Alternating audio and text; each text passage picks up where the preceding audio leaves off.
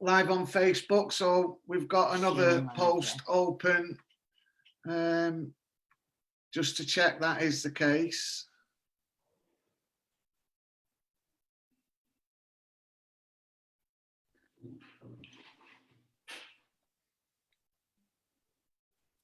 Or maybe not. Anyway, so welcome to the LUF Lounge. I think we've got a really great lineup for you tonight. I think that's asking me to go live again, Emma. I don't think I want to do that. So my name's Pete Yarwood. My name's Emma Daggers, the driving force behind the Lancashire User Forum and Red Rose Recovery team leader for the Service User Voice. One of many driving forces now. We have a huge team of people. Yeah. So welcome to the Saturday evening LUF Lounge, the first of what's going to be a weekly LUF Lounge where we speak to various people in the sector covering various topics. The theme tonight is transformation in isolation, and you should be able to see, you know, we've got quite a broad ranging guest of speakers tonight. Up first though is a trustee for Red Rose Recovery, is a GP. He's been around for quite some time. His name is John Richmond. So hi John. Hi John. You're muted, John. Come on. Hi John, are you on? You there? Yeah, okay. So hi everyone. Hi Emma, hi Pete. Hi Joe. Looking forward to tonight's discussion. So straight into it, John. What's this coronavirus about? That's too big a question, isn't it? But well, who's going to get it? Let's start with that. Who's going to get it? Okay, so I think speaking to my friends and sort of hearing people talk, and I just think there's a bit of a lack of understanding that we're all going to get it. We're all going to get this infection until a vaccine arrives. So I think the reason for isolating is not to stop us getting it, but to slow how quickly we get it. Right. Because if we all got it at once, all at the same time, all over the next couple of weeks, we would completely swamp the health service. We would completely swamp the number of beds that are available to start with, the number of ventilators that are available, and the number of staff available to look after people. So what does the lockdown do? Why are we on lockdown, John? How does that help us fight the coronavirus? Okay, so the lockdown means that we are, well, so a good example is me. So I came back from holiday a week last Monday. So I was traveling with a group of, I don't know, 150, I don't know how many people were in the plane, but loads of people in the plane, loads of people in the airport. And so I'm interacting with lots of different people from all over the world. And a week later, which was last Sunday, I developed a high temperature. So that was just before the lockdown happened, but it meant that I had to go into isolation because at that point I might have had COVID-19. And there's no way of telling whether I did or not, but because I'd had a high temperature, I had to assume that I did, so that my body, if I had had COVID-19, would have been producing viruses which would be spreading out around me in a sort of a cloud, just as I breathe and cough or sputter or whatever. There would be a cloud of it around me, which other people could then get infected by. So first of all, for me, so self-isolated, just stay in the house, no longer going out. Other people are doing shopping for us, bringing stuff around as we need. And so that's the sort of, that's what people who develop symptoms should do. And that's what people who are most vulnerable to this disease should do. They should not be going out because A, they don't want to catch it. And B, if you've got it, you don't want to spread it.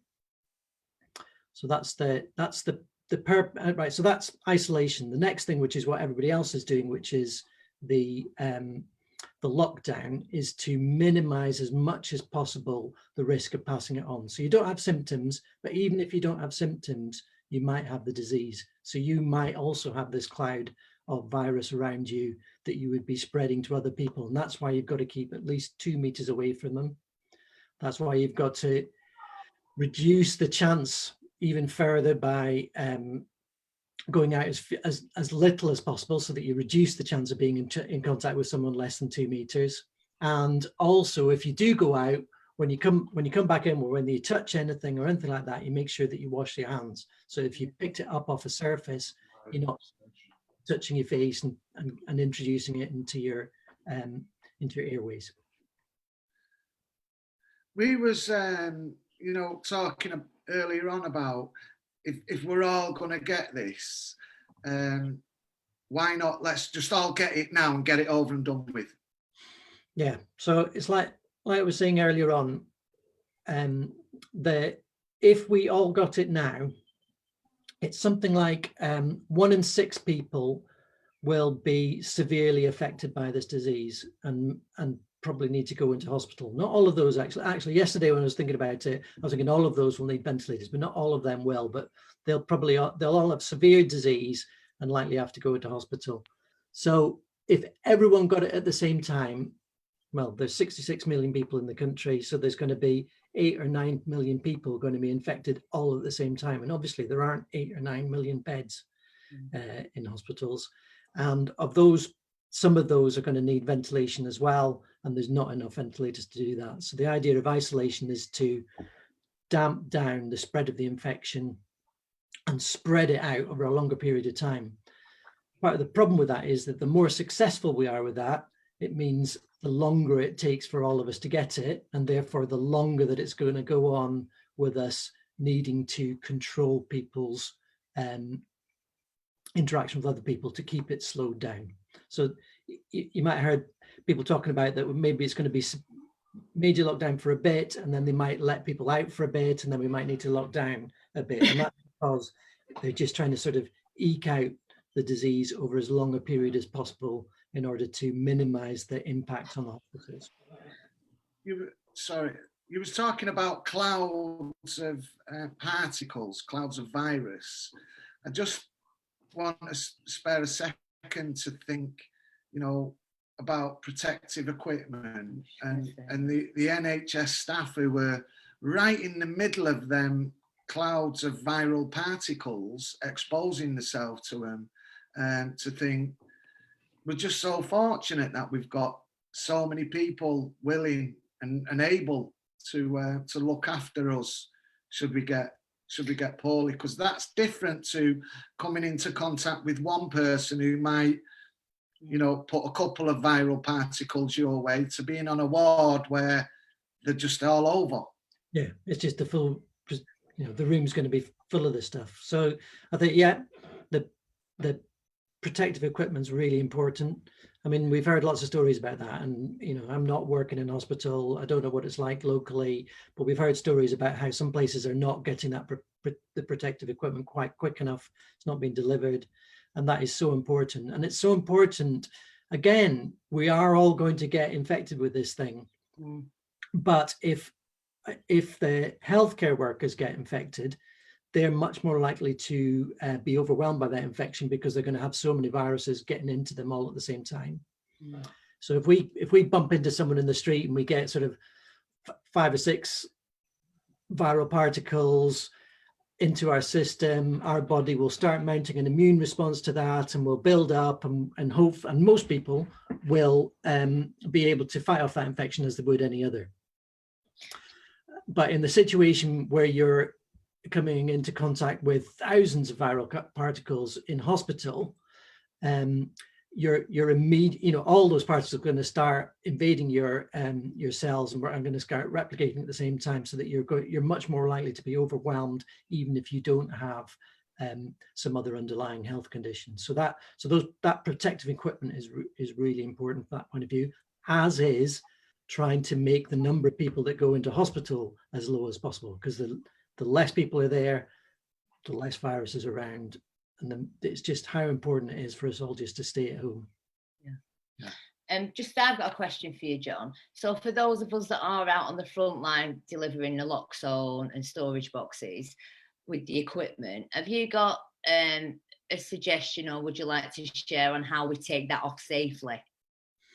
So I think it's that thing of you want to stay, and again, people sort of think, oh, I've just got to be 2 meters away. It's at least 2 meters away. So if you're going to deliver something, you want to be knocking on the door and standing way back. Yeah, I do that. But as in taking off the equipment, as in taking off the mask, the gloves, the paper suit. Like, when do we take that off outside? You know, before we leave. Are you wearing that at the moment? Yeah. Yeah. Okay. Yeah. So, if you're, so I mean, in terms of if you're right, so maybe just to think about it exactly what you're doing. So you're taking equipment, you're taking a box to people, aren't you, for them to store the storage boxes in the lock zone, and we're going to come on to that in a bit. But you know, we've had masks, gloves, and yeah, and we was having a conversation the day about taking them off before we come in. We're washing our hands, you know. But is there any advice from you around how we do take that off before we come in the house and where we put it? And yeah, okay. So I think, so you're wearing it as you're going out delivering. I think you still must take the precautions in terms of keeping back as well. Again, just to keep, absolutely. Yeah, we are absolutely.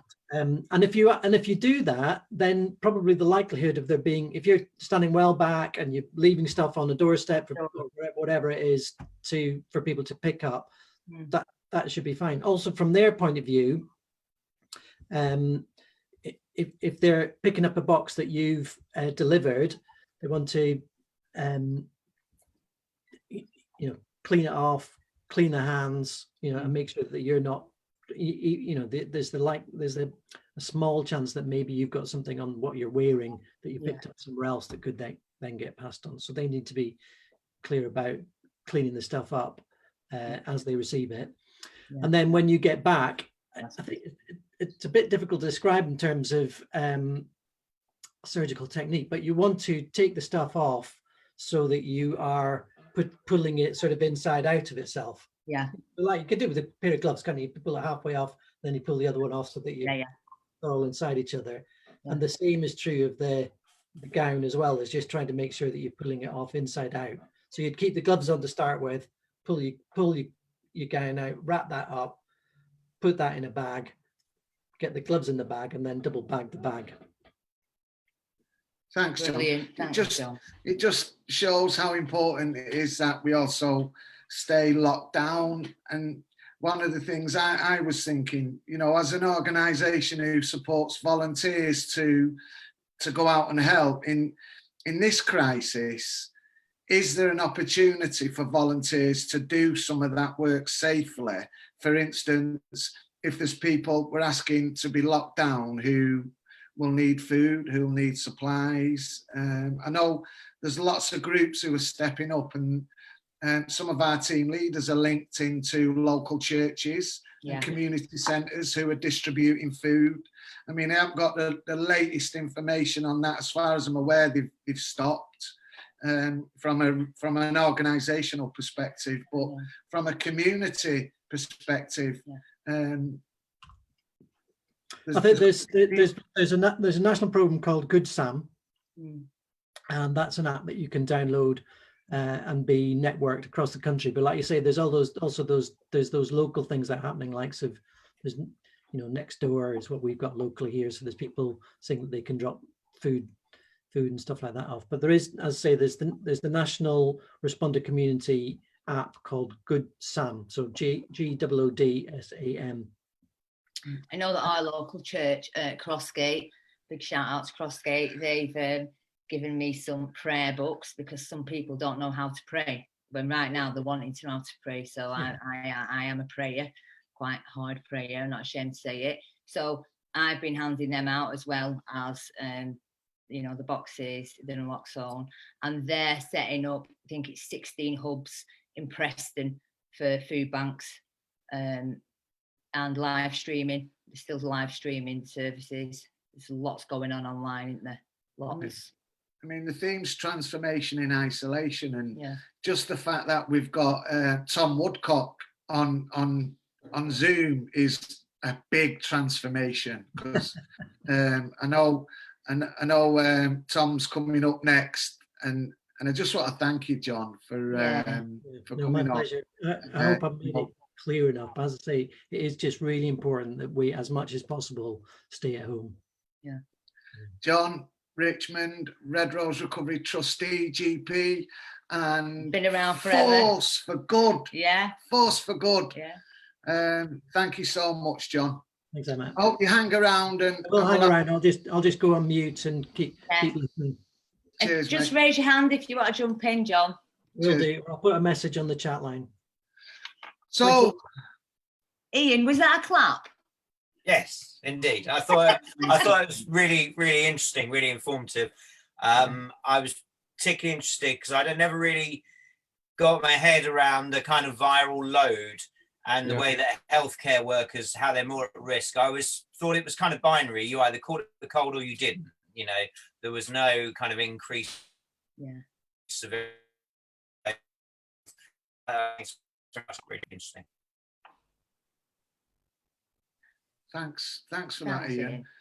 And you know, if etiquette-wise, if somebody wants to join in, has anyone else got any thoughts as we tie up? Yeah. I had a couple of questions. Well, in fact, I think I wrote about 20 questions down actually.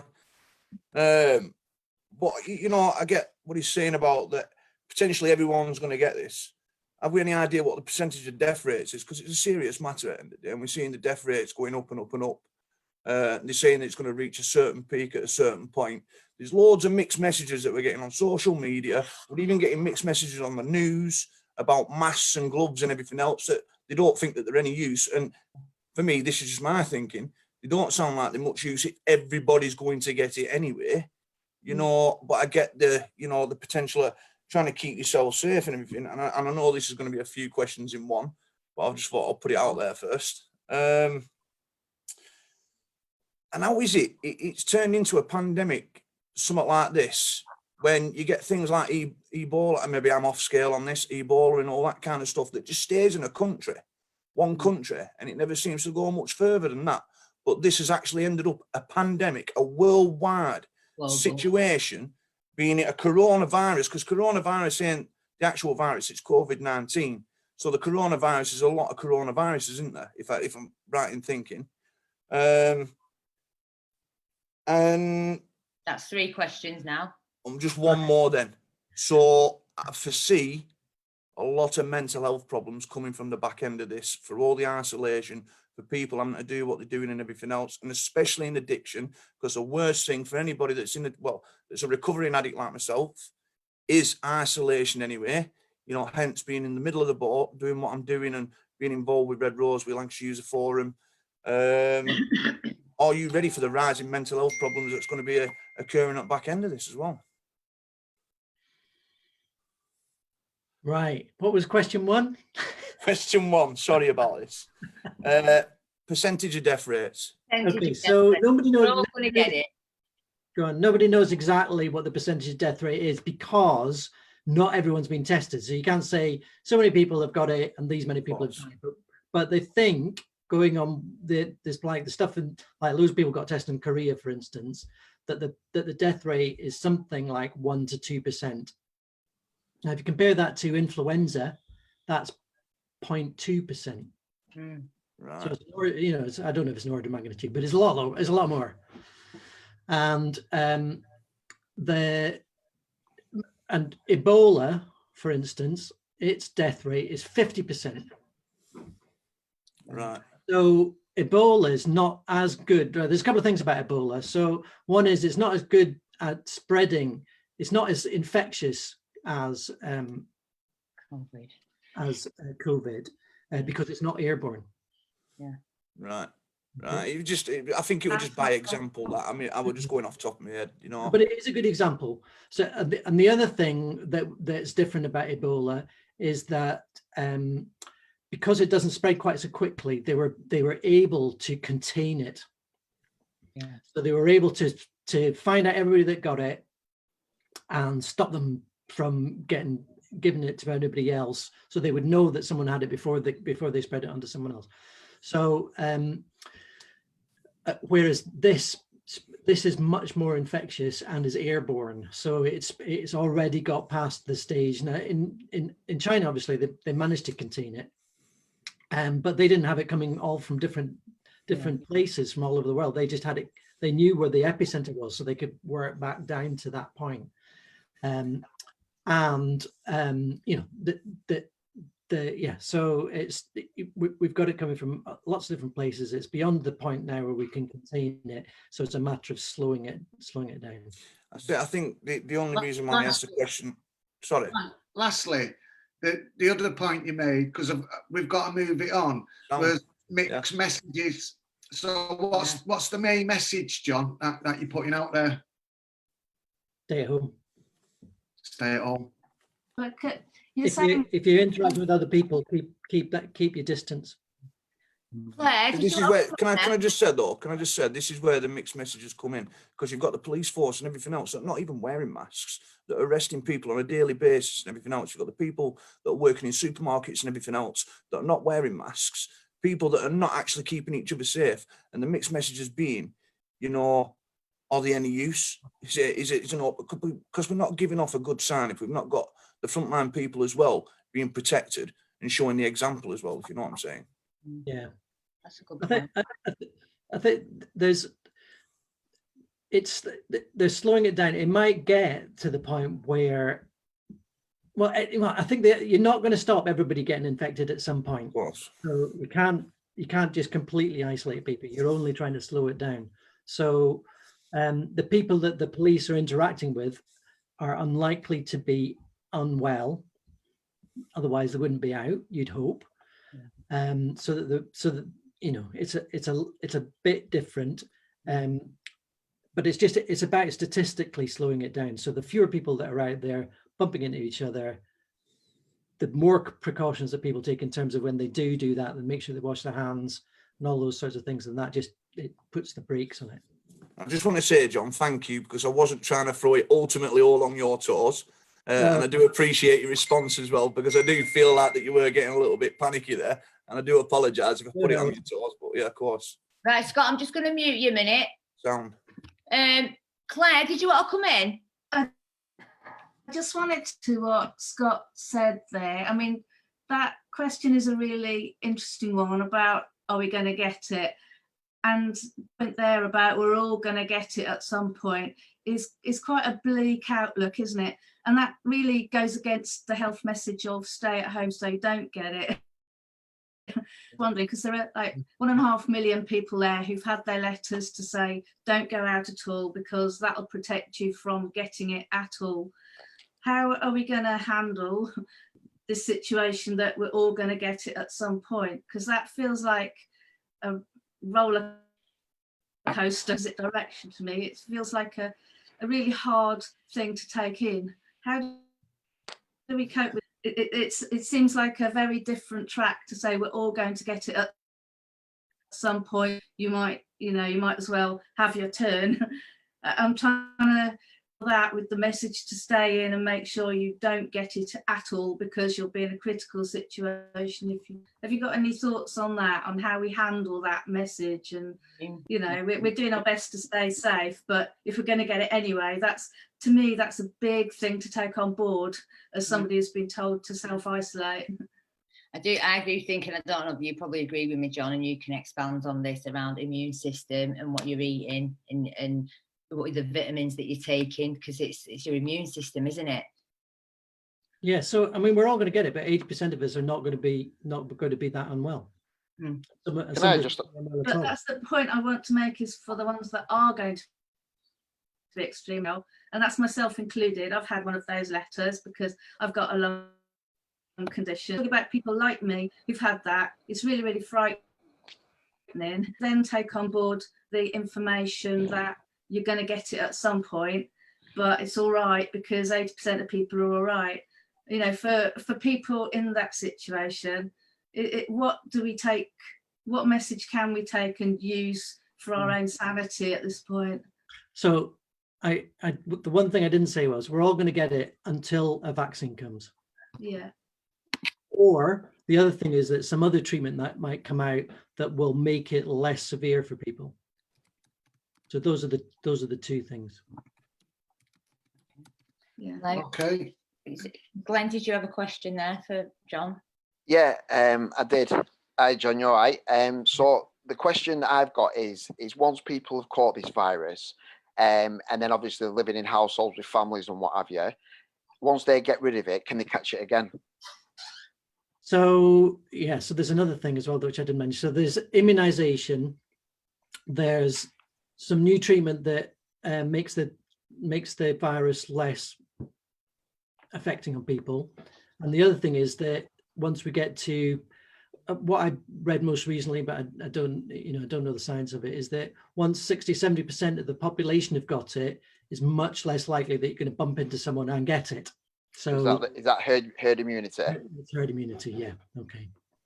So so again, that gives us some time to some extra time to develop a vaccine should we reach that level of community infection. What time scale do you think we're looking at for this pandemic? So people have been talking about a vaccine in a year, haven't they? So and the thing is, we don't want to get to the point, we want to slow it down. So we want the time when we get to herd immunity to be as long in the future as possible in order to alleviate the pressure on the health service. Well, and do we stay immune to it? So I think Scott said there are other coronaviruses, and with other coronaviruses, we do tend to be immune from it for at least a couple of months, and for some of them it's a couple of years.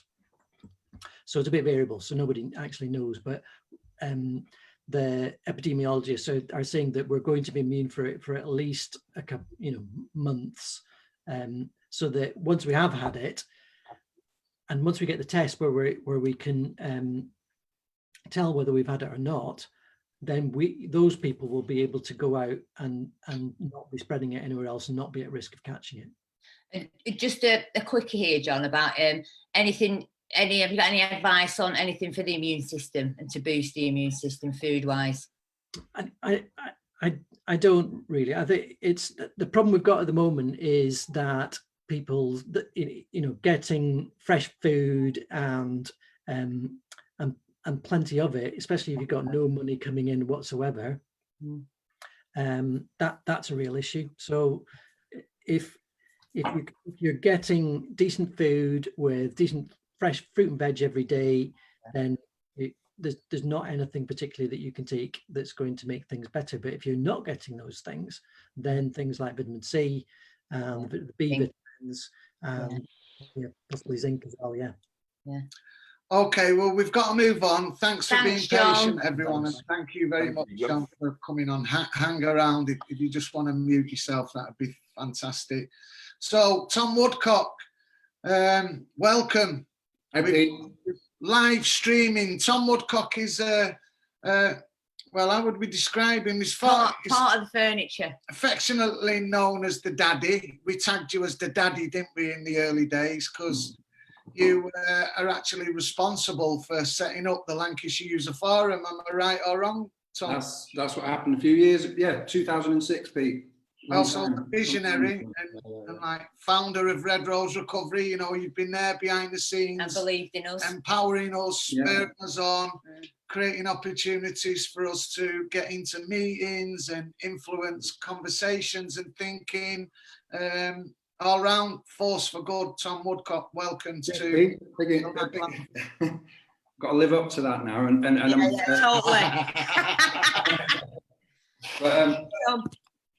So and Red Rose Recovery still involved as a trustee. Day job is working in the NHS on a slightly sort of like in mental health services. But really interesting what John was saying, and I think. If you look at the whole approach that we've got going on, not just in this country but across the world, we've got a massive harm reduction approach. Yeah. All the measures that have been instigated, the lockdown and the guidance, it's as John was saying, it's to reduce and to slow down the rate of infection, and it is so important that people follow those instructions. And yes, there are people who are out there doing the jobs, not wearing masks, and you know, that there are risks for those people. As John said, we are likely all to kind of like get infected at some stage. But if the majority of people are having minimal contacts, if they're staying indoors, they're observing the guidance and going out and social distancing, it just puts the brakes on it, because this is happening. It is spreading so quickly, as we know. I mean, it's lightning speed, this virus, and yeah, a vaccine is some time away, but harm reduction on a global scale, yeah. It recognises that, you know, mortality is going to be significant, yeah. Unfortunately, and we can't cope.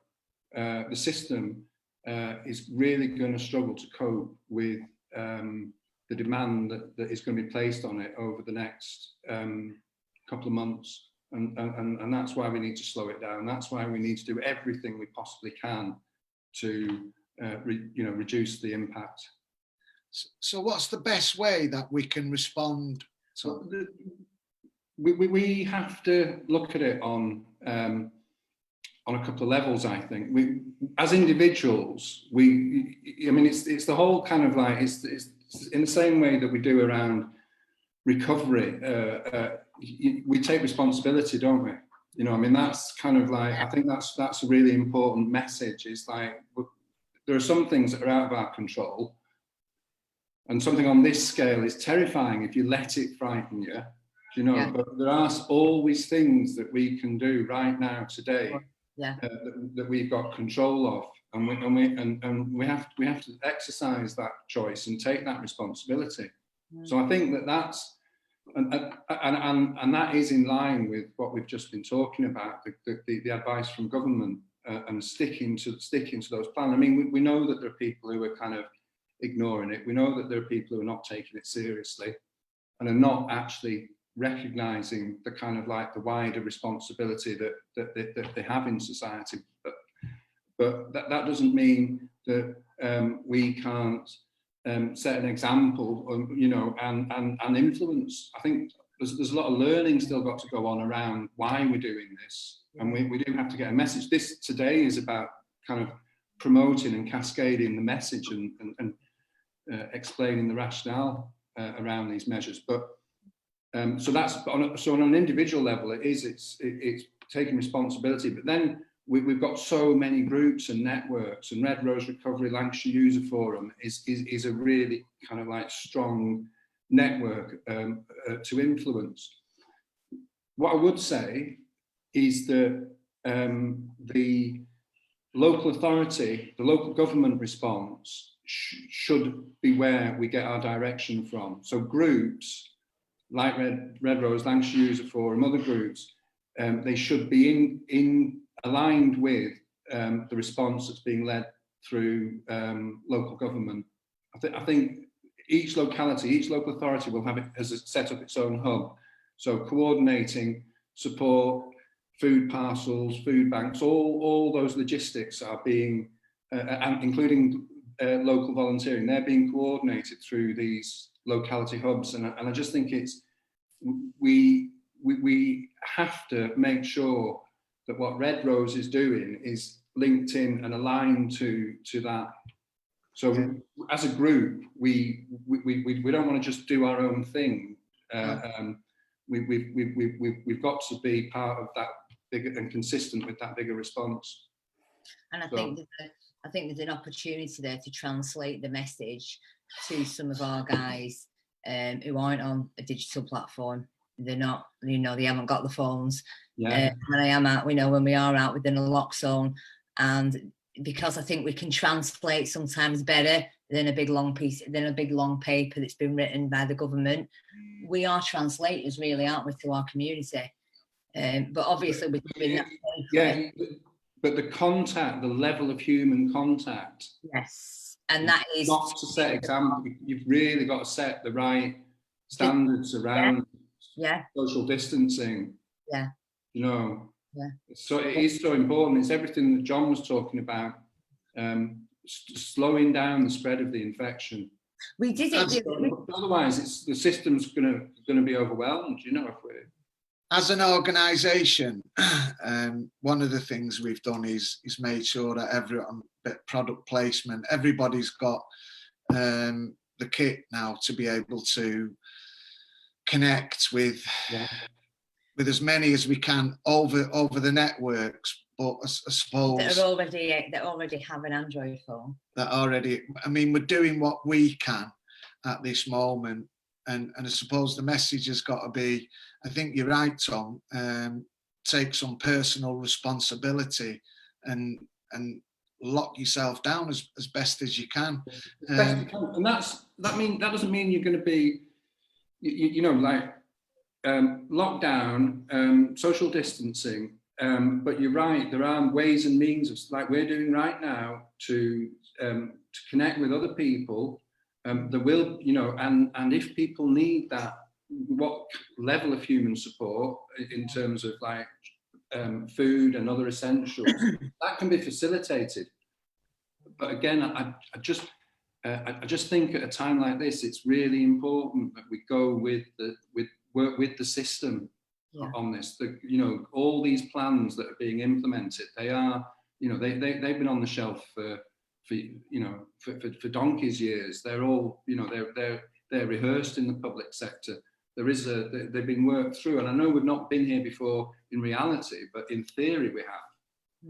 You know, the system has worked through all these different scenarios, and that's why it's important to go with the to be in touch with what's happening in each of the local areas. And we're all learning a different way to work, aren't we? We're teaching the teams to, hence the phones, we're teaching the teams to get in touch with our already existing service user groups that have the phones, but then the cohort that don't. But we're going to come on to that in a minute, I think. Yeah, we're going to come on to, you know, issues like we've been telling people for years and years now not to isolate, and now we're saying no isolation. Okay, so what does that isolation? We've got to find ways of making that isolation fruitful, almost, you know, and bringing some purpose to it. And that, you know, it's and giving people the means to communicate is really important. But there's also it isn't just about. It's not just about connecting with other people. It's actually about having some time with yourself and working on yourself. There's lots of self-help tools. There's tons of stuff available that you know, people can use. But that's also, you could argue that it's an opportunity. I've mentioned it to a few people. You know, it's a great time to work. It's a great time to work on yourself, but also, I mean, I don't know if I've mentioned I do CrossFit, but I've been filming what I'm doing and sending it out to some of the guys as well, so that, well, the girls, so that some of the girls can copy that. Those that have got Androids and those that can access Zoom for all the online mutual aid meetings and the service user groups. But again, we don't have a video of Peter doing it going. Yeah, it's not caught on yet. We're getting to the eating bit, though, aren't we, love? We're eating healthy. But I just think, you know, exercise is a big part of, yeah, and it goes back to you know, the different levels, because we don't want to make things worse. We don't want unintended consequences by rushing round and trying to kind of like solve it. I think we've got to let the authorities have the lead when there are so many opportunities for volunteers, and absolutely we're going to need lots of volunteers, but it's got to kind of like, we've got to do it within the system. But anyway, I kind of but explore that individual opportunity, you know, explore the opportunity to kind of make the most of the time. Anyway, go on, Pete. Right, because we were saying, can you hear that sound? It's like there was birds singing. We were noticing some of the things we'd probably not noticed for a while in our daily routines. And I have been busy last week, and I have, you know, but I do believe that, you know, it is a new time we're in. This is all new for all of us, and we've got to think outside the box. We've got to be creative. We've got to do LUF Lounges online. You know, we've got to, but also get translate that over to other people that don't have phones and don't have access in a way that's safe. Yeah. I mean, we have an economy. When I was talking about the harm reduction approach before, though, I mean, the economy itself, the infrastructure, the economy is, apart from the food economy, and so much of it has shut down, hasn't it? You know, all the leisure, all the sport, all the really kind of like fast-moving, cash-dependent economies. And it'd be really interesting to see what the illicit drugs market kind of like looks like under lockdown as well. You know, I mean, I'm sure somebody will be kind of monitoring what's going on, because that market has always been a sort of a template for economic models. I don't want to get too confused talking about it, but it's those changes are massive around in terms of the world around us. We're going to be stripped back down to essential services, essential public services, and essential needs. You know, it's food, it's fuel, it's the basic stuff that we need to survive. You know, we don't actually need to watch football, do we? There's quite a lot we could say. You know, we was having a conversation, weren't we, about the amount of people who've stepped up, because there's a lot of gaps, and some people might be falling through those gaps, and generally they'll tend to be the most vulnerable in our society. And I think, you know, we can't lose sight of those people. You're right, Pete, and I mean, I've just been on just checking emails and having a look at the appeal that's gone out from the Mustard Tree in Manchester, working with homeless, and there is the most vulnerable people in society are really, you know, are going to be struggling. I mean, there's people camping out, you know, moved out of the city centre in Manchester where I live, and you know, camping in the parks and what have you. You know, there's people it's disrupted so many of the routines of people's lives. But there are ways to support. I think I genuinely do think that we've got a response shaping up that will be able to sustain life and the systems as we know them. I know that CGL have given burner phones to new starts as well, so it might not be an Android, but it's a burner phone, and we've got that number. It's just that daily connection. Sometimes you speak to each but you know, like and all right, so you can't go on a mutual aid meeting necessarily on a burner phone, can you? Do you know, there's like, but at least you can have a conversation. You can speak to somebody. With your recovery coordinator. Do you know, there's loads of kind of ways to have human contact. Yeah. But the pressure that the system is under a lot of pressure, and you know, acute hospitals, A&E departments, they're going to be really kind of like challenged. They are already really challenged places. Yeah. I know we're conscious, aren't we? We've like dragged on a little bit. Scott's got his hand up at the bottom there. Scott, we're short for time, so no worries, Pete. Really quickly, Scott, you had your hand up. So again, probably another 20 questions, but I will keep it to one or two. Yeah.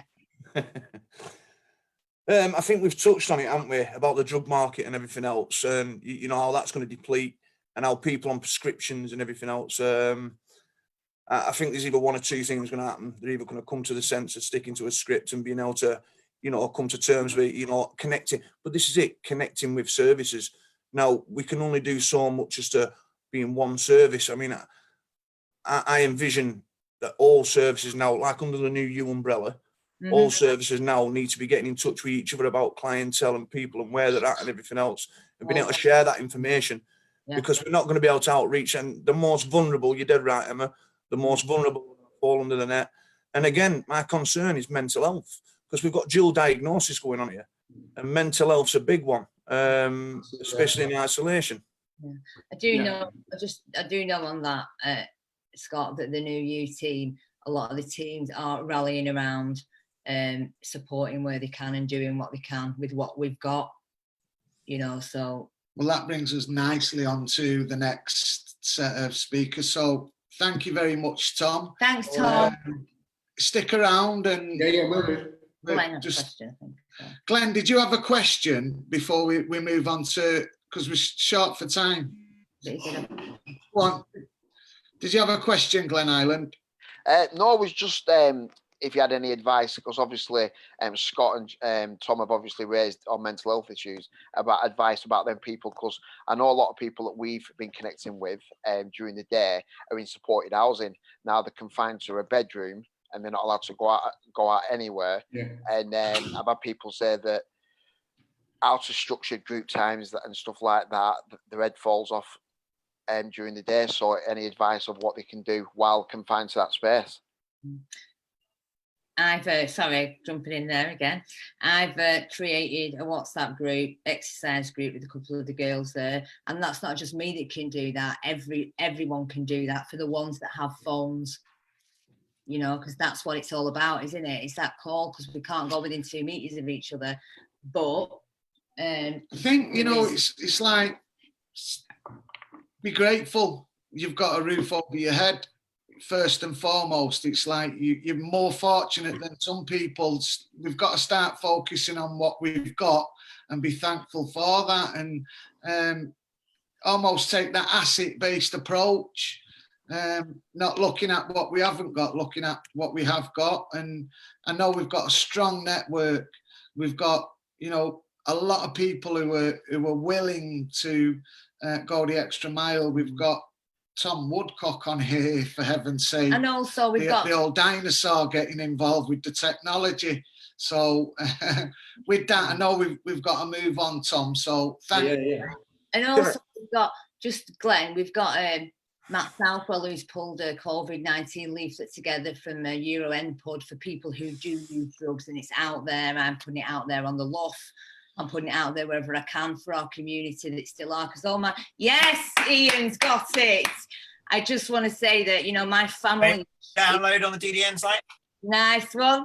I just want to say, you know, my family is absolutely run through with addiction. You know, a lot of my friends are bang at it. So they've got comorbidities. They have got COPD. So, you know, it's calls to them. So the phone's not stopped. But Matt has wrote something up which is online that we can get out there as well for our drug using community as well as a recovery community. So thanks for that, Glenn. No problem. So next up we've got Claire and Ian. Hey! You know, massive respect for you guys. You run the DDN magazine. You also put on an annual conference. Try to. I came to the first conference I came to was around about 2010, Yeah. and I was just blown away with the work that you do. It inspired me to go and take a little bit of that knowledge and bring it back home. So which inspires us. I've got a lot of love for you guys. Yeah. So thank you for coming and being Thank you for having us. No, it's a big part of what we do and why we do it, to, you know, have that contact with all of you, because that feeds into a forum that people can take or, you know, pass around, and it's a community we create. We're not there to, you know, lay down any rules about anything or to have one view over the other. It's always been our dream to have a forum and a community through the mag. So, you know, it's a challenge at the moment because, you know, we're so used to just sticking to our deadlines and everything else, and we're ploughing on towards press week next week, hoping that, you know, the mag's going to carry on in print. But, you know, we've got the virtual mag if we can't, you know, we just carry on going and do what we do. But it's been very, very busy the last few weeks, as you can imagine, because everyone's wants to know what's happening. And, you know, so our networks are quite frenetic at the moment, but, you know, that's going as well. We had a crew of 40 this year, didn't we? All ready to come down to work. We do every year though, don't we? You do, you're amazing. And the energy that gives us, I can't even begin to explain to you. We buzz off that. It's tremendous for us. And I was, it's like there's a time. Honestly, Claire, I was so prepared for the interview at the DDN. I was so prepared, and it was like, we still can see each other now anyway, so. Yeah. Well, it's going to happen. Geared up for that final bit, weren't we? And the questions and everything, and it was so deflating and so hard to actually realise that we had to just put it on hold for a bit. But we will do it. It's just a case of we'll do it when it's safe. So declare it now. We will. We're going to look forward to that. That's what's keeping us going. Ian, do you have a few questions? Yeah, I mean, as I say, thanks for inviting us. I mean, it's really interesting to sort of hear there's so many problems and to hear about some, you know, specific issues that you're encountering, because you say you're going out, you're seeing people, you're in touch with, you know, people that are using it. And we're interested to find out about people on OST. Yes. And obviously there were people, you know, that were on the daily supervised consumption, and now being moved to, and maybe this is obviously something Prune would have some input on, being moved and given 2 weeks with the, you know, no real preparation, suddenly daily weeks. So, you know, the impact that's been having, and obviously there's other impacts, you know, that's going to create by, you know, this sudden change. And it was just to see, you know, what you'd seen, you know, when you're out and about meeting people and talking to people. Yeah, so on the floor, it really is, and that's kind of why Prun's here as well, to speak from a medical point of view. But the people who were unsupervised have gone to picking up from the chemist daily on unsupervised, and the people that were on unsupervised are going to fortnightly, or if they were picking up twice or 3 times a week. Hence why Red Rose, me with my distancing, social distancing, mask on, gloves on, all kitted out, have been out handing out storage boxes for the methadone, espinol, buprenorphine,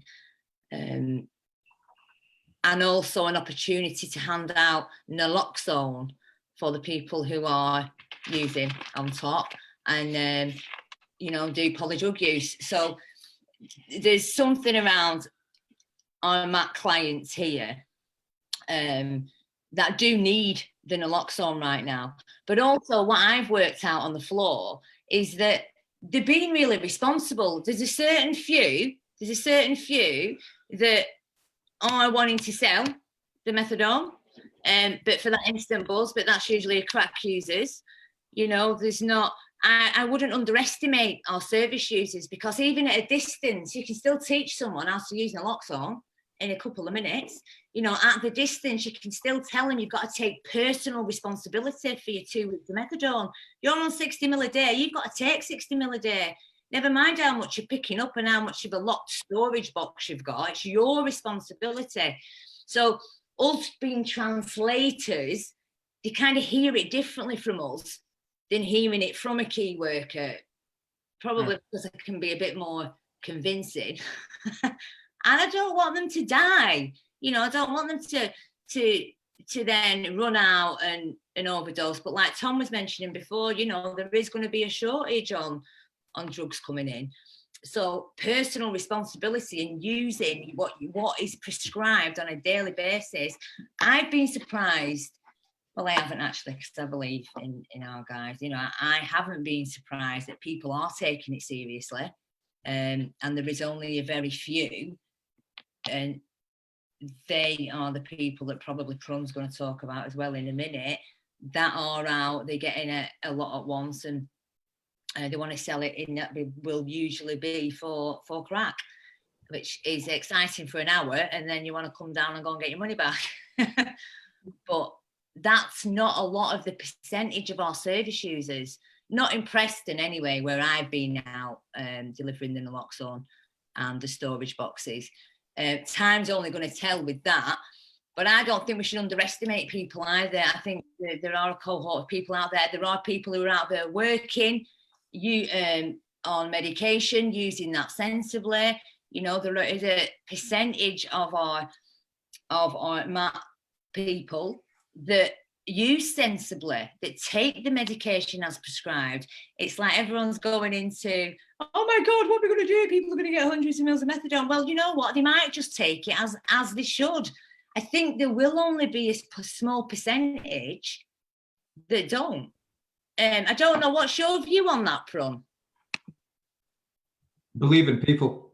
Believing in people, you know, personal responsibility. It's like, I trust our guys, you know, and if they want to mess up, then that's they have to right now have that choice to do so. But there are a lot of people, it's like there are a lot of people, and I know the staff have been absolutely inundated with rewriting scripts, there's restarts, there's people not tipping up for 3 days, then, oh, I didn't go for my script. And then we can have a conversation on the phone about how important it is to go for your script right now. Like only I do. But also within that, there is a cohort that aren't specifically in your MAT4 optimal and not using category, that are using on top. So that's the cohort that we should be looking at, how we can help and support them. Am I right there, Prun?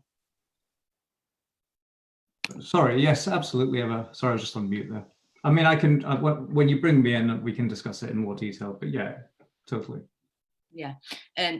So with the MAT, and I know we talked about the OST and the MAT for the DGN, your MAT, your suboptimal and using on top is your MAT 1, your MAT 2, optimal dosing, using on top, MAT 3, suboptimal and not using, MAT 4, optimal and not using. So it's your top two really that we're looking at. Are they, who's out there selling that? And is it because they're getting it in bulk? Because I'm not coming across that many heroin users at the minute. There's a lot of crack about, and that would be what they're selling the methadone for. And there's not that many, you know, considering we've got in Central, we have got 660 service users on MAT, in MAT, and in the North, we've got 860 in MAT. So it's like out of that cohort, I'm not sure on the percentage, I have no evidence yet, but I think, Prun, that would be something that would be interesting in, and looking at who is using on top. And let's get to optimal dosing. Let's optimize. Let's get people on the right dose. So they're not using on top or underdosing. You know, it really is about optimal dosing. And if we're getting it wrong, then let's have a look at it. Let's have some conversations at a social distance, of course, or create some virtual reality. I'm sure we could do with the resources that we've got within CGL to look at things like that. Do you know, I've been hearing some stories about people who, because of the challenging times, have got to a place now where they're ready to put their hand up and say, can I have some help? Yeah, it's not holding me. And also probably have some challenges as well around collecting their medication and standing in long queues for a long period of time, and how the system's flexed around that to provide that support. So there's some really good examples also, Ian and Claire, that were coming across of people who have been really hard to reach and really hard to engage with, who now are changing that. Yeah. You know, and I do, and I'm a massive believer right now in harm reduction is the key. You know, and all the messages we can get out there about naloxone, opiates, methadone, morphine, buprenorphine, tramadol, codeine, fentanyl, oxycontin, and naloxone, and having it in the house just in case.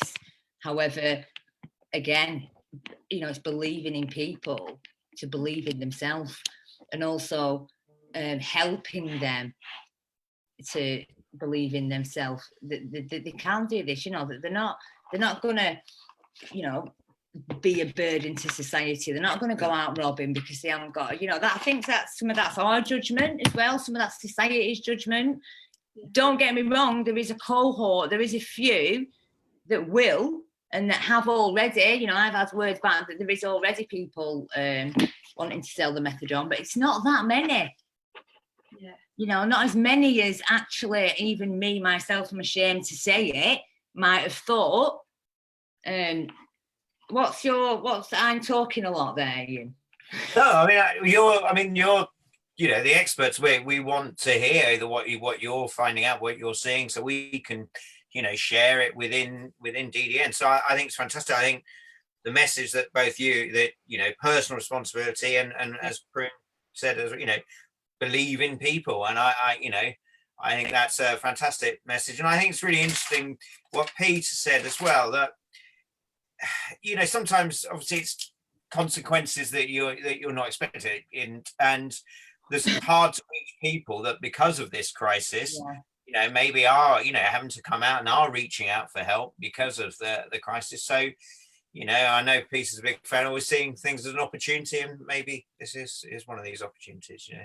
And I do believe we're in a time as well, and I'm always talking about love, it is about the love and loving people. I think, you know, I think it's beautiful that we can all come together like this. And I think even in these hard times, we're even looking more together, looking at how we can support. I know there's about 20 homeless in Preston that they're trying to get in a hotel over the weekend. Yeah. So, you know, it will be about getting, you know, their contact details as well. I'll be scripted. Are people getting enough? If people aren't getting enough because of the myth of optimal dosing, then let's educate in a way that we can. Whereas if you need 60 to 120, then that's okay, because that's in the guidelines. Oh, I can see you're gearing up for prom.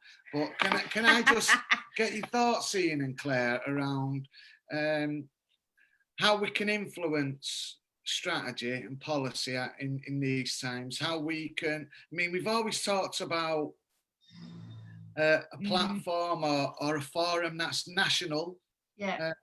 I mean, but it'd be great if that just evolved naturally. You know, the theme for this first event is transformation in isolation. Yeah. What a great legacy it would be if from a crisis was actually birthed and a new beginning. A new beginning, yeah. Yeah. Well, as you know, we've tried to get that network, tried to help move it along through the conference and through the MAG.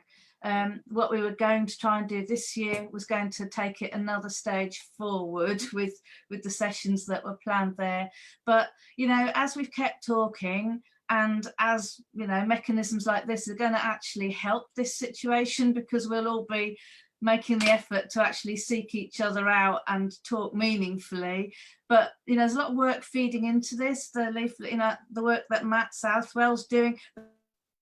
There are lots of now really scrutinising what they're doing and thinking these networks are more important than ever. So, you know, as far as our role's concerned, we're all ears. We want to be involved with you and with this and with anything that people are doing like this, because just trying to bring it all together and make sense of it and just put those pegs in to make sure we do have something sustained beyond the crisis. You know, this is going to be an opportunity. You know, it's not the opportunity that we would have sought in terms of the way it's come about, but we'll find that we have got a connection here, because this is what we've been talking about on Pay Long, isn't it? Having all different forums around the country to actually be more talking about a service user network. We're actually doing it. If people replicate what we're trying to do here, and we get, you know, this is expertise on all different levels, isn't it? Yeah. And it's not, you're not overcomplicating it by saying, let's talk about this issue with this theme on this occasion. We've got these people here. You know, imagine that if hubs around the country were doing just as you're doing here, you've already got you've got the mechanism there.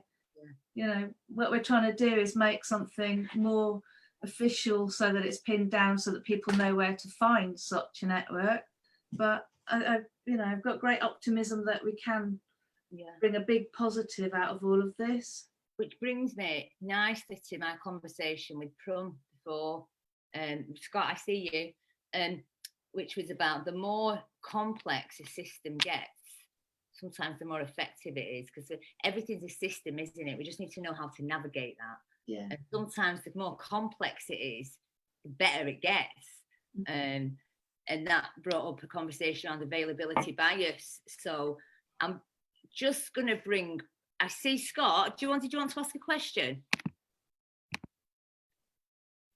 I think it was more just to affirm as to what you were talking about. It's more of a national, user forum and what have you. Just for experience, me and a colleague went down to London. We had a similar conversation from people from all over the globe, and they were amazed as to what were actually going on in Lancashire. I think the running theme was all addicts need to move to Lancashire. Just all the support and all the help that we had going on around here. We've got great commissioners as well. I'll put that forward. And I think, you say we've got the mechanisms here. How can we, is there anything, or can we not move that on a little bit further? Can we not tighten that up? Can we not, start making bigger conversations or louder noises around this? Because having a conversation like this, that's all well and good. Can we not put something down on paper? Can we not start getting together and Ian, do you want to answer that? I mean, we're magazine publishers. That's what we've always done, and it's about, our whole ethos is about bringing together. It's a very diverse sector as well, isn't it? I mean, you've got mental health workers, you've got housing, you've got obviously the service user community, you've got clinicians, you've got commissioners, you've got people in criminal justice settings. I could go on, and what we hope, and we've always tried to do with DDN, is be completely inclusive. That's why it's free. You can get it in print, you can read it online, you can read it via email, and it's just to have input from every side to create a space. I mean, we don't come from a treatment background. We're not pushing one type of treatment over another. We're literally, just creating the forum for all the experts to have the debate and have the discussions and share best practice and good ideas. And that's, really, we just, we're here, we just want people to use it, Yeah. I've been fortunate enough to have been with the team this week and looking at how hard they're all pushing the scripts out for our guys that are out there. So, Prun, just on the availability bias there, can I bring you in there, lovey, to share some of your wealth of experience around our service users and what the plan is? Well, I'm all yours. Emma, what would you like to ask me specifically? About the prescriptions. So the prescriptions, I suppose, I'll tell you where we got to, because I think people generally know that what we're trying to do is make MAT available for everybody. Yeah.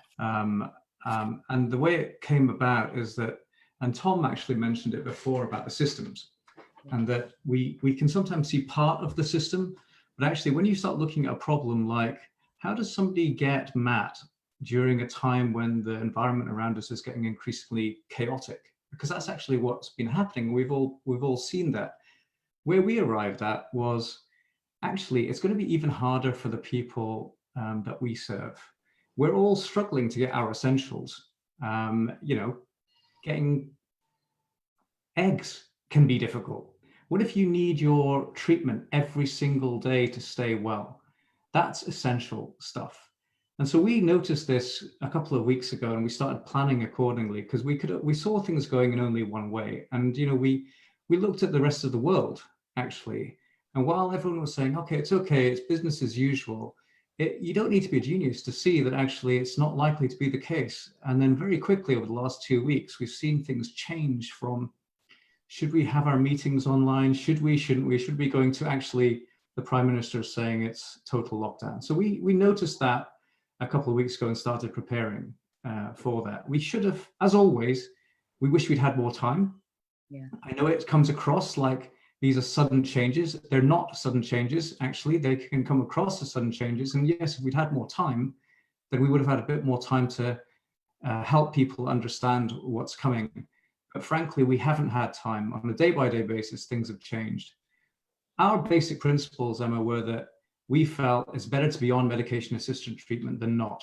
Yeah. It's better for somebody to feel confident that they can get their medication and be responsible for it than not knowing if the pharmacy is going to be open that day when they go, not knowing if they're going to be waiting for 2 hours and then the pharmacy is shut that day, and then putting them in a position where they may not know how, well, we know what the consequences of that might be.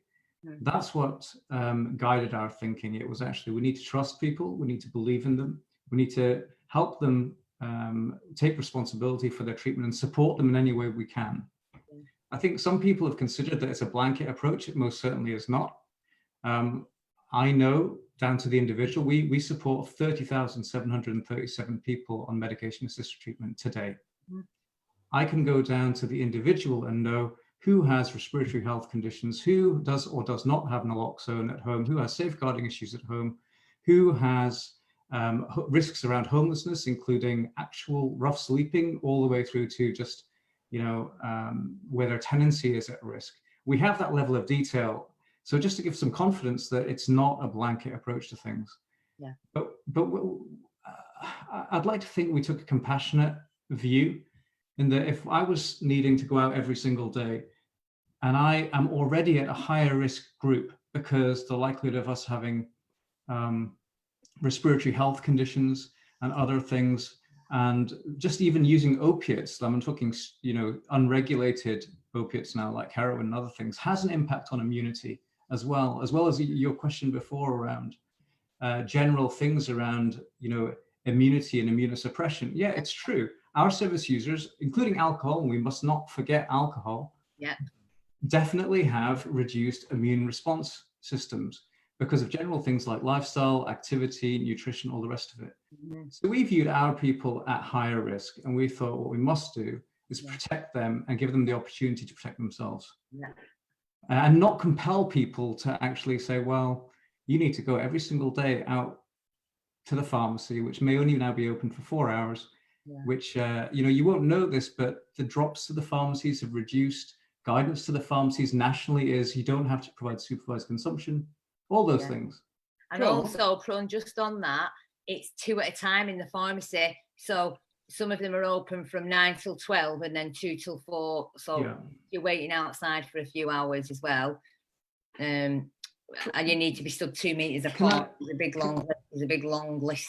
Well, can I say, Emma, look, it's hard for everybody right now. If you need your inhalers, right? Or if you need just some type of medication, getting to the pharmacy and getting in there is hard enough. What if you have to go every single day? And our people are generally underserved by the wider health systems anyway. So taking all that into account, we decided that actually let's give people something less to worry about. And that includes making sure they don't have to think, can they get out tomorrow, and put themselves and others at risk. Just a thought,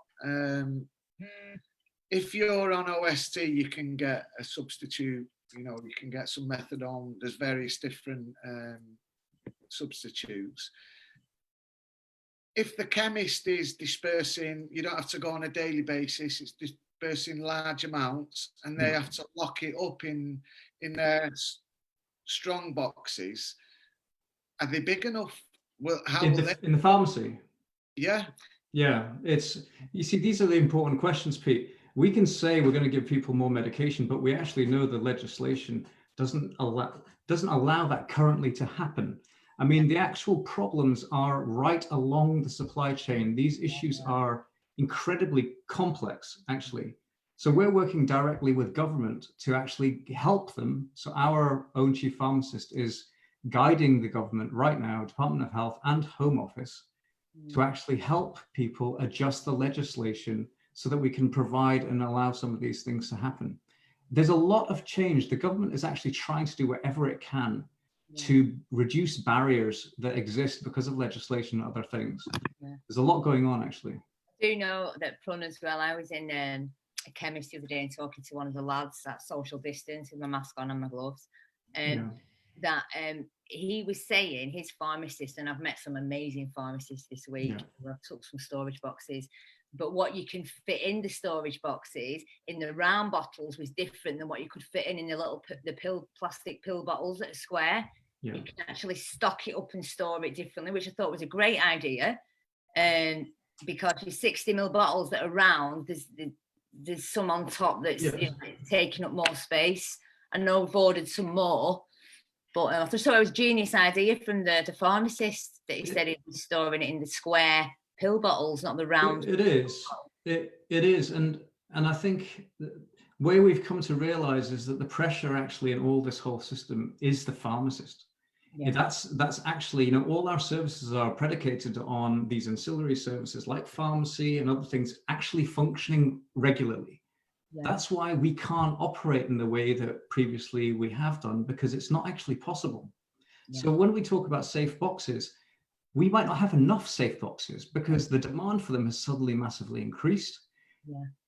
We have to actually, you said it before, Emma, and I think others said it. I think Pete, you said it, actually. We've got to work with what we've got and do the best we can at times like this. And I'm actually really encouraged. I've seen amazing community spirit and real pragmatic thinking. If you don't have a locked box, don't keep it in the fridge. Keep it out of the way. Keep it in some other locked place. Well, I don't have a locked space. Well, how high can you put it? How high? Absolutely. Right. Who are you looking to keep it safe from? It's children. It's other more vulnerable people. You can only do your best. And this is where I think, as a country, we've got to challenge some of our thinking in that, it doesn't follow that process or it doesn't follow that process. Well, coronavirus doesn't follow any process at all. And we've actually just got to make sure we just do our best and use our best thinking and judgment. It's not perfect. A lot of this is not perfect. We're going to make mistakes, but you just got to do your best you can, really. You've got. There's a couple of questions that I've just noticed coming in on Facebook. One of them's around zinc levels. Should they be up, Prun? I'm no expert, Pete. I'll say that right now. Okay, I'm an expert in drug and addiction treatment and alcohol treatment. I certainly am, but I won't even go there because I need to know where the boundaries are about my expertise, and it doesn't extend to nutrition and other things. I'd ask my wife; she'd probably know more about this than I would. I'll be honest. It's for anyone then if they've got that thought. There's one thing that I can say though, Pete, is general nutrition. As far as you can possibly do, maintain your nutrition. We know that impacts on your strength of your immune system anyway. That's just general sensible advice. And just on the back of that, my friend, there, I just want to say, so if you have got a lockbox, put it up high and out of the way, and nutrition away from children and opiate naive family members, and nutrition is everything. Even just boiling up some rice, frying it, getting in it some veg, broccoli, what we've been doing, getting some eggs in there, and you've got something nice to eat, and it's on a budget as well. Get a big bag of rice. Me and Tom was talking about cooking bread the other day, I had to get the recipe because I've never cooked it before in my life, but someone's donated loads of flour. It's about getting creative, isn't it? We're living in a time, we've never done all this before, so we're doing it, we're having to do things differently. Well, the medication our service users on, will that qualify for the same type of, I suppose what I'm trying to think through, Prun, is if some of our guys catch it, will the chemist deliver their medications to them? No. If they've got to isolate? No. Will they deliver the meds, Prun? Emma's right. I mean, the reality is, and it goes back to all sorts of things like, are we even considered essential services? Are we even considered frontline services? Why can't we get access to personal protective equipment? Are we not on the front line? These are really critical things which aren't obvious to people, unfortunately, and the fights we have to try and access those things, I believe we are. I believe mental health services are at the front line. If we don't operate and do the best we can, actually, where's that pressure going to go? It's going to go immediately to the acute sector, and that's the last thing anybody wants. So we view pharmacies actually in that same view. Pharmacists have to be able to function for the community. So whatever we can do, relying on our volunteers, relying on our staff aren't running groups right now. Well, what can they do? They're going to try and help as much as possible, relieve the pinch points to provide, let our system work for the people we serve. That includes pharmacies. Actually, if we could do anything, it's help out the pharmacists right now. That's actually where our focus is shifting towards, because that became very evident very quickly. Yeah, and they've been great. Lots of the They questions have, yeah. Been great. on the Facebook live feed. Lots of the comments are around pharmacies. Yeah. Yeah. That We seems must to, protect that, Pete. Yeah. We must protect that if we're going to keep functioning. In it, and I must say, shout out to Cotton Lane there, because it was Cotton Lane that took a good couple of boxes off me, and they had, you know, and also they gave me some equipment and some extra masks and some extra, you know, gloves. We've got gloves in there, but lots of extra stuff that we're looking at getting some delivered next week. But they were so happy to help because they know their clients personally, so they were asking for specifically client boxes for clients. It's brilliant. But if you consider the sickness levels in some organisations, Tom would know better around the NHS, I think it's very, very high. And it is because obviously this is affecting every organisation. It's affecting pharmacies too. Where are the pharmacists? They're ill too. Where are the people on the counter being able to help? Yeah. You know, this is the reality of it. Yeah. Scott, did you have a question? And Glenn, I know I've seen you have a question. Yeah. And I can appreciate all the hard work that, you know, the pharmacists have put in, all the staff that have put in, and, you know, things that have been put in place as well. But I'm just going to play devil's advocate here for a minute, just because of my experience and everything else. You know, we talk about responsibility. Now, you know, it sounds like we've gone back to the 90s when it comes to, you know, giving scripts out again and hoping that people will do all right, you know. And I am worried. I am worried about the people that are on daily pickup that have been given a fortnightly script there and told to be responsible. Now, I've got to honestly say it wasn't part of my vocabulary to be responsible, otherwise I wouldn't have been in the position that I was in at the time. Do you think we could have done anything different for seeing this problem arising? Well, I answered that before. It's like I'm really bad at taking 10 questions, Scott, and then trying to remember what they are. I know we've only got so much time on my Well, on that, look, we know that there will be unintended consequences. Yeah. We know that there will be things that don't go quite right. But actually, and I'm speaking personally here, it's like, where do you, and when I meant about responsibility, I don't mean like now it's all over to you. I just mean respecting people's choices. People have capacity, people can make choices. And the reality is the majority of people actually do not need to be on supervised or pick up daily. That's the reality on the ground. This is what Emma was talking about availability bias. There will be a relatively small number of people that need a much more nuanced approach. Yeah. So for example, you talk about residential, people in residential care, people in homeless sort of settings, those sorts of things.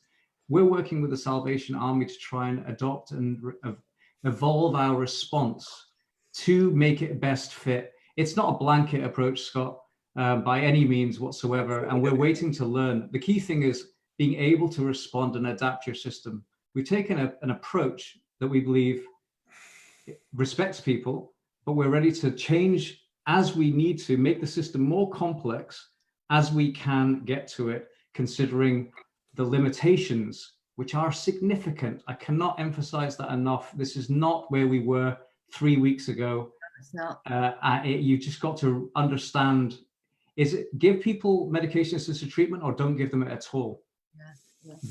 We've already been told by Boots, Lloyd's, a bunch of others, we're not going to be able to supervise people, and we're just not going to be able to do that. Stuff that you think we could and should have done is not even an option in many places.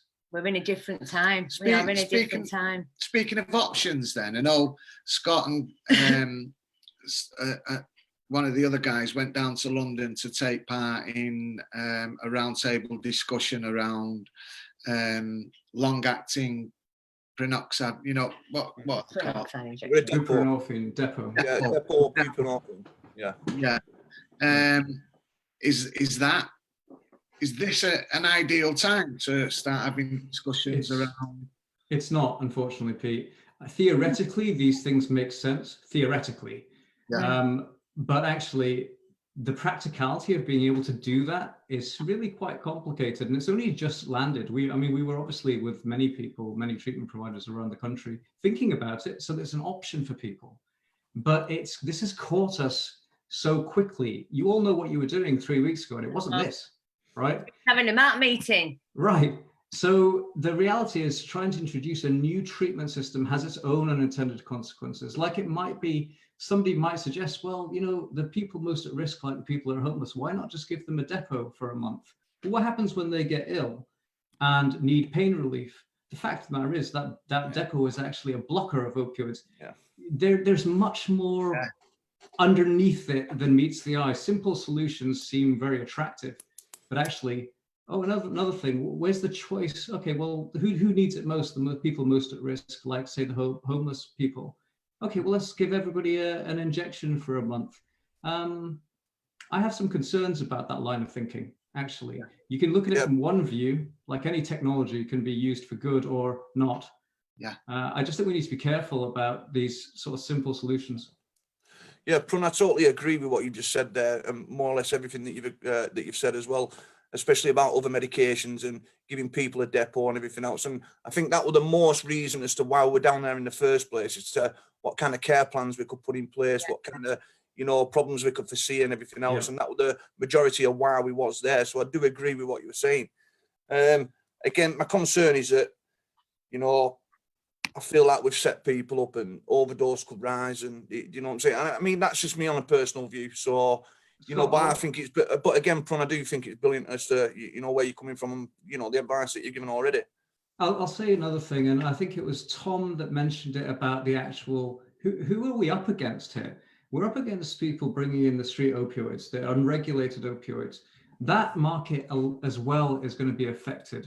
People can't get the money they need to buy that. We don't know about the purity. We can anticipate there may not be police crackdowns in terms of seizures, you know, increased seizure proportions, all the rest of it, just from the very fact that there's a restriction on trade, there's a restriction on imports, the borders of other countries are closing. All of those things are going to have an impact on what people may choose as an alternative. We've already seen fentanyl in this country. We know it's here already. Now, the balance is, how do we basically try and provide safe supply of opioid medication to people that need it? Now, there are going to be risks to how we do that. We accept that. What's the alternative? The alternative is to actually reduce the guarantee that people can access it and leave them to fend for themselves. So that's not acceptable to me. Yeah, we've seen a lot of people transferring over to like pre-gambling and other painkillers, and then we've seen like the foreign market of that coming about and the effects that that's had as well with people overdosing. So yeah, I totally agree with what you're saying. Yeah. Well, those borders are closing, so that's going to affect that market. And if you haven't got access to medication, chances are you might use illicitly. And if you start to use illicitly, then you increase the chances of overdose and potentially adding more pressure to the healthcare. So that's why the mitigation is important. The stuff that Emma's doing is the most critical thing in this whole thing to make it work. Making sure people have that, making sure people have access to optimized treatment. Yeah. So not believing that somebody, not believing that, well, somebody runs out of their prescription early, they've sold it. No, I don't believe that. Actually, the reality is we've not provided them with a good enough dose in the first place. Yeah. That's probably the reality. But it's a mindset of believing in people rather than assuming everybody's out to, you know. And I think also as well, Prun, and I know we can talk for hours, but also I think the myths out there about the 60 mil myth, and about people don't want to ask for more because it's whether that's their shame or whether it's just this number that you can't ask for more. Yeah. When we were talking about educating service users around the Orange guidelines and things like that, now we're in an age where we're going to have to get creative to do that. And that maybe might be where Claire and Ian come in around creating something around optimal dosing, and that it's okay to ask if you've not got enough to actually ask for more. That's within our guidance, that people should, our services need to be ready for that. Yeah. Somebody was saying about the opportunity here, and there is an opportunity, and that is, there is, I mean, the reality is that it's hard to get access to treatment. It's much harder than it should be. There are many, many barriers. People, supervised consumption, while it's helpful in certain areas, is also a barrier to people wanting to actually access treatment. Where we need to get to through this, and this is our ambition, is actually we should get to same-day prescribing. We stripped back our services. We've stripped back our, sorry, not our services, our actual processes to not stand in the way of delivering the essentials, the basics, and focus on those. It's really important to run groups and other things, absolutely. But you got to get your basics right. And our basics is life-saving interventions for people. And that's MAT, that's access to alcohol treatments. Those are the things we need to get right first. Access to needle exchange, making sure harm reduction supplies are available for everybody. And then also, let's not forget, like bloodborne virus treatments. You know, we were doing so well before all this happened around Hep C. We can't just forget that, because reinfection rates are going to increase. We've got to think creatively about how we keep things working and going for people. I mean, can I just say about the information that you're entitled to and everything else? Do you think all your staff are trained up on the real information that people are on, what their entitlements, what their human basic rights are at the end of the day? Because I know we've actually got professionals and solicitors and everything else that will back that up. And the kind of information that needs to come about from Ian and Claire, I'll just agree with that. As to like a pamphlet as to you know, your basic human rights when it comes around prescribing and what you're entitled to. Optimal dosing, you mean? Yeah, of course. Yeah, it's a big job, Scott, actually, because it might seem obvious, but it wasn't obvious. I only knew this through information given to me, and it wasn't obvious to me after all them years. I didn't know about. By me, of course, Scott.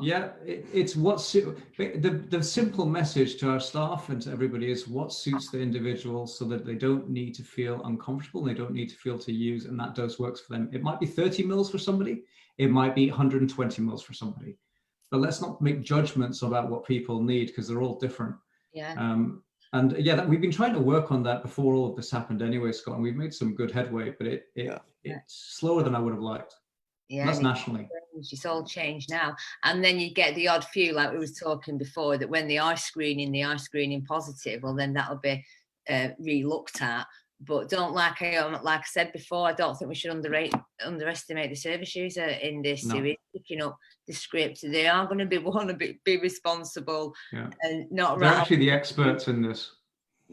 So, Prom, what about somebody who's, say, for instance, they're waiting for an alcohol detox, and the guidance around that is not to stop drinking because it could be bent, it could make you worse. How do you foresee them getting through isolation, and I suppose, is there any provision made? Because I know we had an example where somebody was doing a self-detox, wasn't they? And straight away one of the guys recognised that, a small amount of alcohol in that person's system will mean we don't have to phone an ambulance, because it was one of those choices: either phone an ambulance, give him a little bit of alcohol, and thankfully somebody had the common sense to give him a little bit of alcohol to improve himself. But that sent a ripple effect out around, should we or shouldn't we? I'm just interested to understand what the thinking is around providing support for people who were alcohol dependent. Well, the news that came out that off licenses were going to be left open was, I can't tell you how reassuring, because my big concern was that trying to get essentials, alcohol is essential for some people, and that whereas opioid withdrawal is not, you know, typically a fatal thing, going into untreated alcohol withdrawals while you're isolated and you can't get hold of an ambulance, or you won't even get into A&E, is pretty scary and worrying. And so the fact that that alcohol supply is still available to people was was very, very reassuring. But there's a real issue here, because there's over 500,000 people in this country who are alcohol dependent already. Okay, and only 18% of those are actually accessing treatment. So there's a lot of people out there who are alcohol dependent. There's a lot of people who are drinking who don't even know they're alcohol dependent. Yeah. In that sense. Now, if they, right, and if they, now if they didn't have access to alcohol, it could be a major issue. What we're also going to possibly see, is that everyone's at home right now, right? And actually drinking at home has increased over the last 20 years. This is where a lot of drinking actually happens. People associate home with alcohol. A lot more people do. You know, at a certain time, okay, time to open a bottle of wine or something like that. You know, the day's done, kids are away, you know, it's people are at home all the time now. When does that time to start to have a drink change and shift? So we've considered it, and actually we had to shift our thresholds. It's probably important to say that the guidance around alcohol during COVID-19 hasn't come out yet. It's due out. So I wrote the guidance for the Royal College of Psychiatrists on medication-assisted treatment. And Public Health England's guidance, which we've supported centrally, is going to come out next week. The guidance around alcohol hasn't come out yet, but we've got our draft plan. The reality is that for the majority of people, we should be able to support them with medication if they needed a detox, and we need to do that pretty rapidly. The difficulty will come for the people that are quite ill, the ones that probably need an inpatient detox. Those inpatient detox beds are not as available, if at all, actually, as they were just 2 weeks ago. Now, a lot of those people might have ended up in hospital getting detoxes. The chances of them getting in, well, you know, I don't need to repeat about the alcohol thing. So it's we're keeping a very, very close eye on that, Pete, and we're going to do what we can. Again, some of the decisions we we wouldn't have made just a couple of weeks ago, but we might have to, on balance of risks, and it is a balance here, we might have to make a judgment about, is it better for somebody to keep drinking with support? Can we provide them with a detox with as much support as we can, with family members and volunteers? It's going to be something that we really need to watch very closely. And this is where, for me, I just need to jump in here and mention mutual aid and things like that, because they're all online now. So all the mutual aid meetings, Alcoholics Anonymous, Narcotics Anonymous, CA, SA, OAA, DA, they're all online. So there's a majority of the population that haven't got the technology to get online. So as we were talking about, us as human beings, like interconnectedness, we like to belong. That's how we got well, that's how we use, that's how we drank. To do that on this platform we're in now, maybe there's something in the way of looking at how we can do that.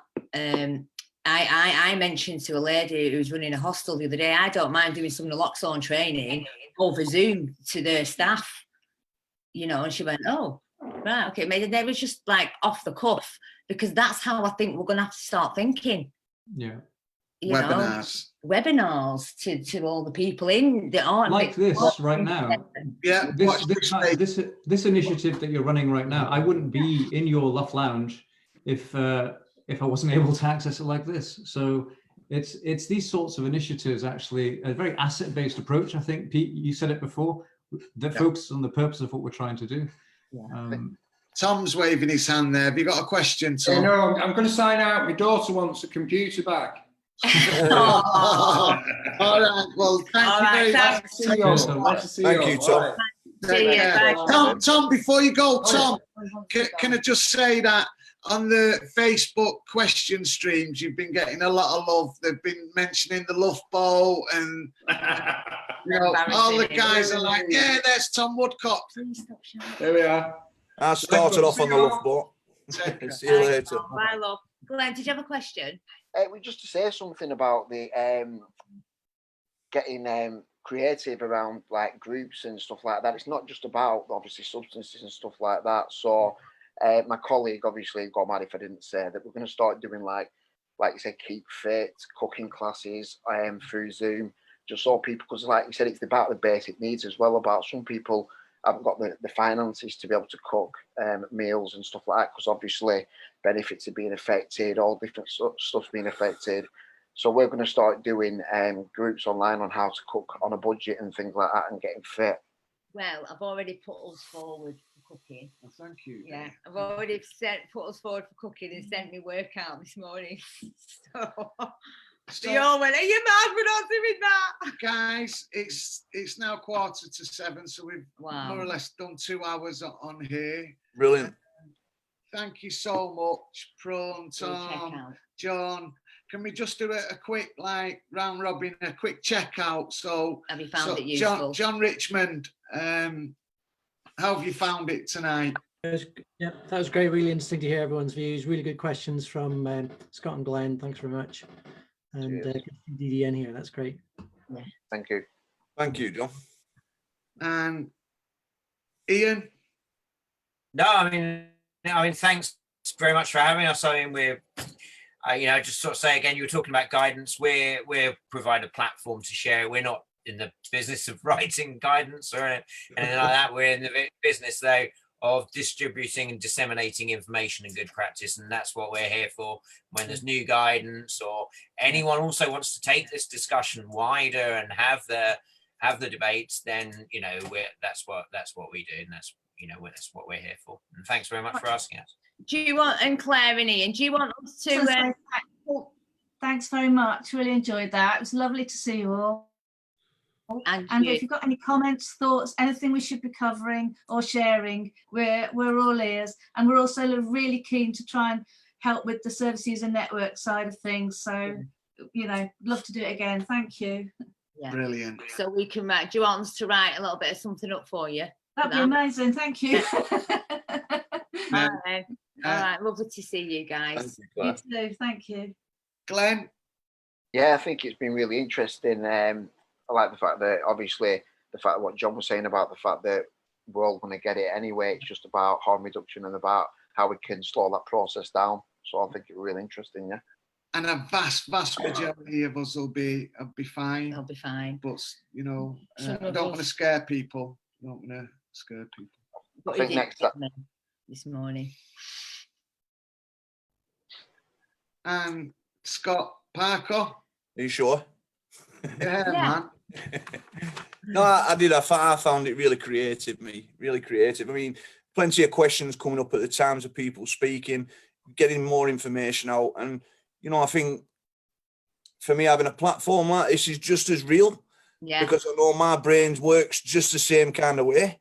Yeah. So obviously I try to throw 10 questions in one, which I always usually do. So I know people have always told me, try and put it in 3 words instead of 3 hours. But again, I think it's been a really good platform. It's been really good learning as well and meeting new people. It's been really appreciative. Thank you. Thanks, Scott.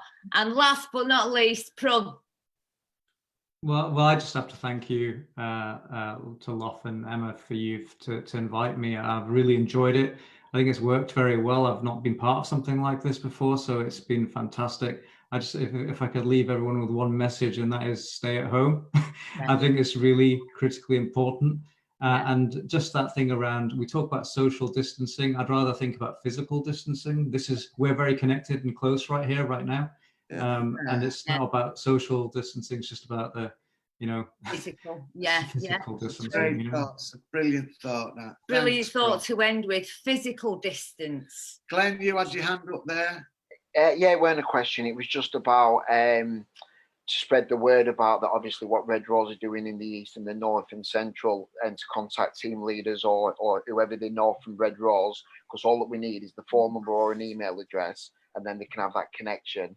And obviously, if they haven't got access to smartphones, then we'll still make that connection through phone calls and that. But if we've got the phone number or email, we can do Zoom, WhatsApp, or phone calls. So it's just a case of contacting them people in your local areas. Yeah, we're working on getting numbers from the homeless as well next week, so they'll come straight to the Red Rose team. So, on behalf of me and Eva, thank you for attending the first live LUF Lounge. So Yes. we're planning on Legacy, guys. You've left a legacy. holding one of these New beginnings. New beginnings. every Saturday night from 5 p.m. And Scott, you know, Scott Parker, you're a force for good, and Yeah. we look forward to you hosting some, and you, Glen Glen. Island, as well. Yeah. Thank you very much, John, Richmond, for supporting and being a Yeah. trustee and coming on this platform. And Claire As and always, Ian, you guys are awesome. We just so can't wait till we get through the other side of this and Meet at you the know, BDN Meet with up in Birmingham. yeah, in Birmingham. I'll still use my other questions I've got. take care. Brilliant. Birmingham. Ron, I'll speak Well to done for putting this on as well, you two. I think it's a great initiative, and I found it quite, you know, the whole process really inspiring. And Superb. yeah, so well done, you two, for you Yeah, know, totally. getting it together, putting it on. Thank you. Stay blessed, Stay stay at home, connected. and stay connected. Bye, Prawn. Bye. Bye bye. Thank you. Bye.